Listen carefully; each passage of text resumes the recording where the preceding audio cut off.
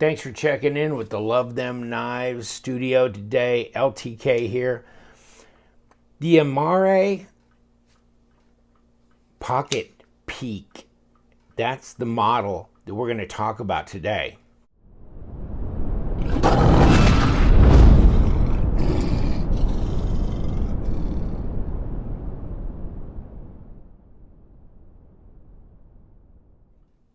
So check this out. Pocket Peak, Uli Hennicke design. So he's done stuff for Kaiser, whatever. But here it is with Amare, which is, I guess, a collaborative knife company thing with real steel. So I'll see if I can find out more about that and give you a link to something that talks more about that collaboration. Deep carry pocket clip, right hand, not left hand, just right hand, tip up only. 14C28N Sandvik steel on the blade. So this is steel here, steel liners, steel frame, and then a G10 carbon fiber laminate on the scales. So it's not supposed to be a really high-end, super expensive knife. I mean, it's not. They're not giving it away, but you can see what I'm saying. It's well under $100 at $92.50. I don't see these on White Mountain Knives. If they do start carrying these, I will put a link at the top of the comment section for you, because then you could use your discount code and be in the 80s. In any case, 8.25 overall, 3.5-inch blade. Like I said, 14C28N. I didn't send this in for HRC testing. That's really a high HRC for Sandvik. I would doubt that they were hitting that. I'm not sure I'd want them to hit that high. I'd have to look again to see if that's appropriate for that. 4.7 ounces though. Right hand tip up, like I said, Uli Hennicke, made in China. Comes in this box here. Interesting. We'll have to take this apart. Why not? Might as well see what it looks like on the inside. Maybe it's got roller bearings. It's got some kind of bearings on the pivot. Interesting though. Of course, I'm smudging it all up, but since it's not titanium, it's some kind of a coating that they got on there, and that looks like a G10 backspacer. Pretty long backspacer there. Like I said, deep carry pocket clip. So you got these scales bolted onto these liners. And, oh, well, let me pull my little snake light here. Yeah, okay, so they have skeletonized a little bit back in here too, down, not really much. We'll take a better look at that when I pull it apart at the very end here. But about a standard size EDC. Let me throw something out here. There we go. Yeah, smaller than the Paladin. Not as big as the Bestech Paladin, but probably bigger than the Plethoros. Yeah, bigger than the Plethoros. Although the Plethoros looks tall compared to the blade height of the Pocket Peak. Closer though, closer. And how do you get a red Plethoros? Buy the tan one and dye it. That's how you do it. Okay, Hornet. Yeah, getting close there. Still got goop on that blade. Been using that. We got anything that ain't gooped up? How about the Manix with the carbidized scales on it? Don't worry, these will all be scratched to hell pretty soon, the way I've been treating it. There you go. Yeah, about the same. And answer the question, get the tape out. And here we go, 3.5, like they said, 8 1/4 overall. 21 centimeters, pretty close, 90 millimeters. Give me some blade stock here. What do we got? 3 millimeter, 0.119. See if we can get over here. 1/2 inch. Okay. Let's shut it off. Save what battery I can. Fairly standard in all these different ways. Piercing, yeah. Slicing, could be. Let me get a piece of paper, see if I got something laying around here. Okay. You know, this Sandvik steel, they've been doing some testing on it on another channel, and it's been really holding up well. Outperforming D2 in some of the cut tests that's been going on. So depending on where the HRC is, don't know the HRC on this. I do know the HRC on its brother in arms called the Colosso, and the Colosso is D2, but this was 61.1 HRC. And where's your divot? And we got the divot right there to prove it. So yes, that has been tested. So they cooked that one good enough. I can assume they may have done the same with this, although they all vary. So how's it feel in the hand? Ergos are pretty good. I'm not a big fan of knives that just kind of taper off and get thin near the back.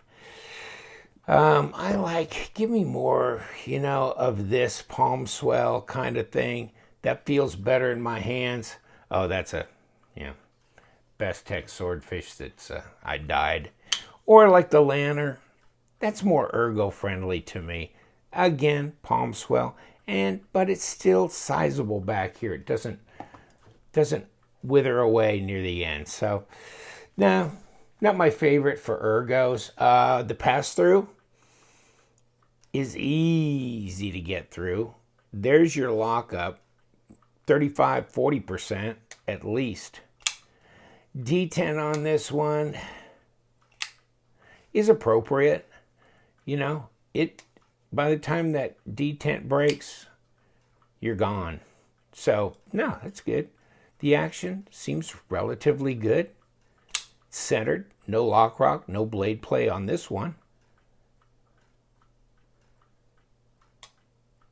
Yeah. Not overly heavy. Of course, that's what they said in the specs. Under 5 ounces, 4.7. 4.7.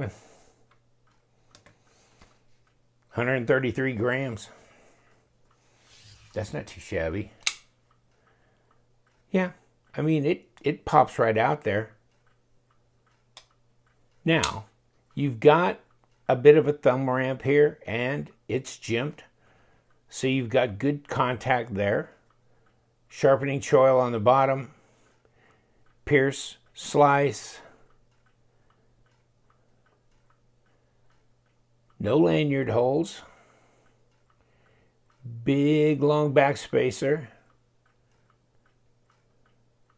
And I think you can get this in like a bronze or maybe just a standard silver. You'll have to look online and see what the options are. I think maybe the bronze would actually be more attractive. Just guessing, but I'm thinking. But no, it's reasonable.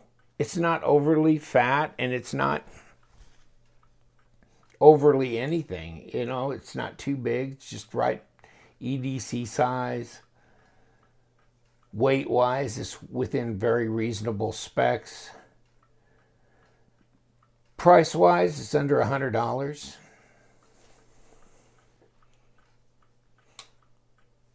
I don't know that the design really just stirs me all that much, but, that's a very individual thing, isn't it?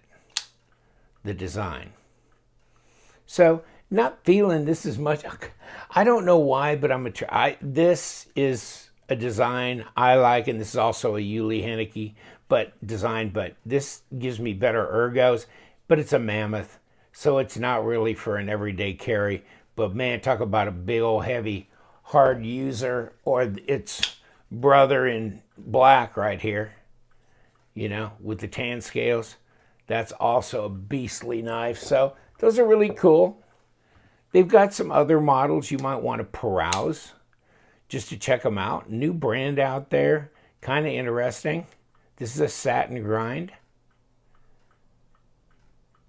Looks cool. And is it time? Is it time?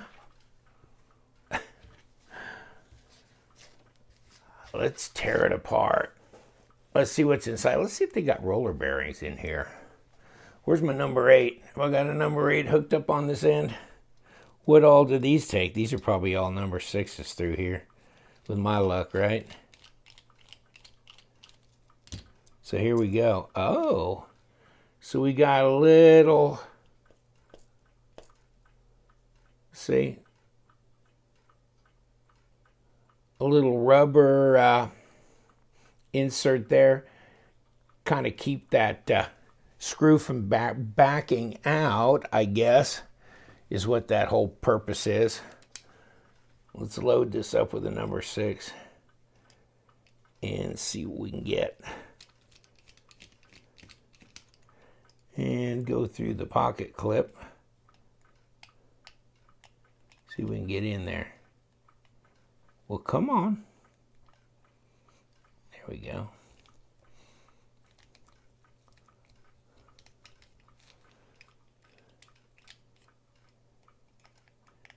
Do this again. Wow. Ooh, kind of got to get it on the angle here.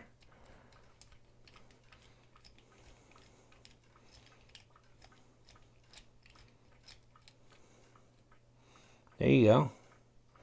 And they had a little bit of thread locker in there. Oh. Well, this should come off. Oh, not yet. What am I looking at? Not getting all the screws here.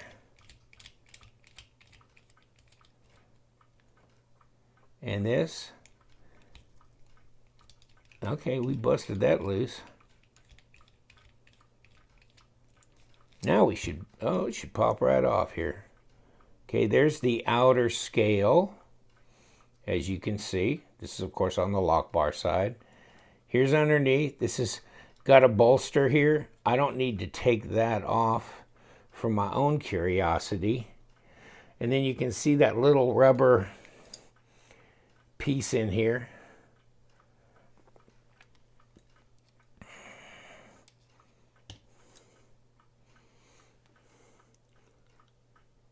At least it looks rubbery. It's kind of blasted in there. I'm going to leave it. No, these are not roller bearings. Just regulars.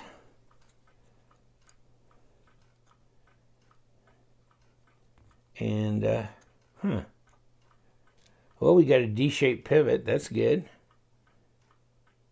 All right, interesting, huh?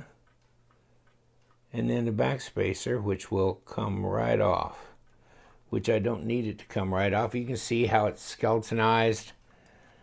Flip side, got a couple of holes in there. Nothing much. But yeah, there you go. So this is your opportunity to wipe everything down. At least a little bit. Kind of get it reoriented to the world, maybe. Out with the old, in with the new. See if we can refresh things a little bit. Not that it's going to probably make that much difference in the overall action of the knife. And see, that kind of stuff comes out. Take a little KPL. Throw it on. Try and get it in the hole. Come on, man. And then push this D-shape pivot back up through, and the D shape.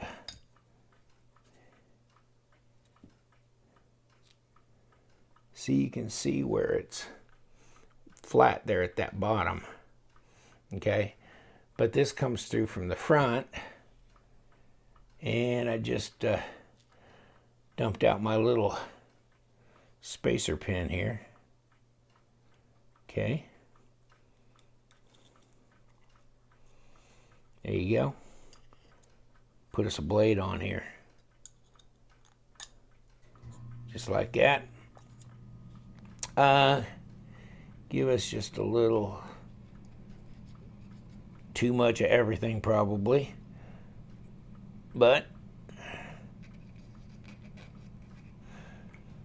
since this is steel, you don't need any washers, right? So D shape goes to the bottom. There we go. That should be right, and that should be why I'm not getting my stop pin seated correctly. There you go, buddy.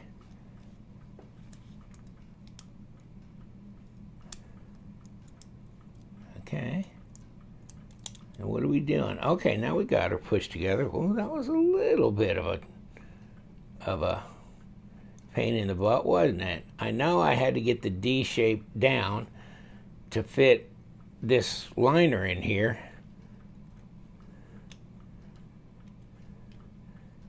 Let's reset this. Okay. Back it out until we get the threads the right way. And yes, we've got the stop pin in the correct position now. So we're about centered up. Now we got to do all these crazy little dogs. So let's put them in.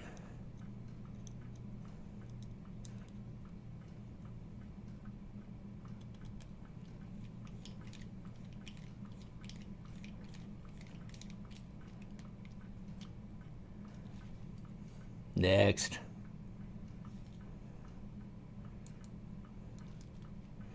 It's always a whole different world, isn't it?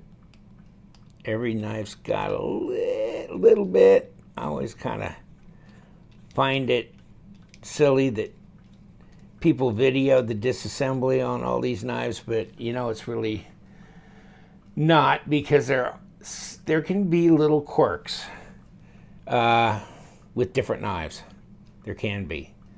Now let me see, this will be fun because this one kind of came in at an angle, which I found interesting here. I mean, I had to kind of angle my torques. So that was strange.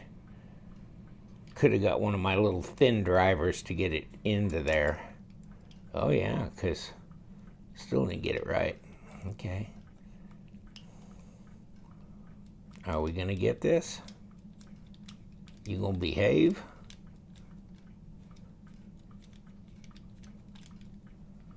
Huh.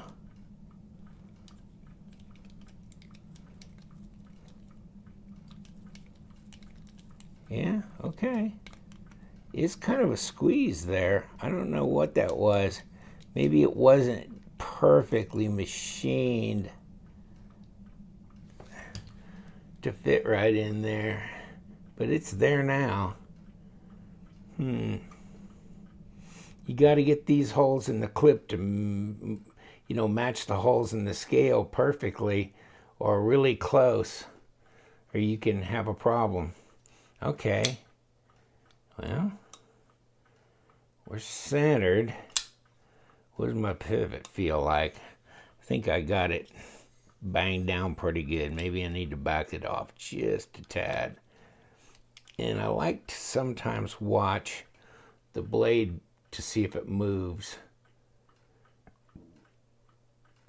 when I move things. See, it'll move a little bit. I want to snug it, but I don't want to get it too tight. I won't get a decent drop. But I do want it centered, and it is centered. But no, it's not too tight. It's all right. Okay, good. I think we're there. Was that an adventure? Something. Done. Well, it's reasonably serviced out now, at least. Plus, we got to explore, see what we had. You want to see some roller bearings? The video on this one, oh yeah. Very nice. The Pocket Peak by Uli Hennicke. and Amare knives in conjunction with real steel. It's a winner all the way around. Not my cup of tea, this particular design, but I think they got a formula going. It'll be interesting to see what else they come out with. They've got some other designs, so we may explore some more in the future. I'm cutting you loose in case you're still hanging around for some strange reason. Take care, my friends. You know what we do around here. We love them knives, so you guys stay sharp.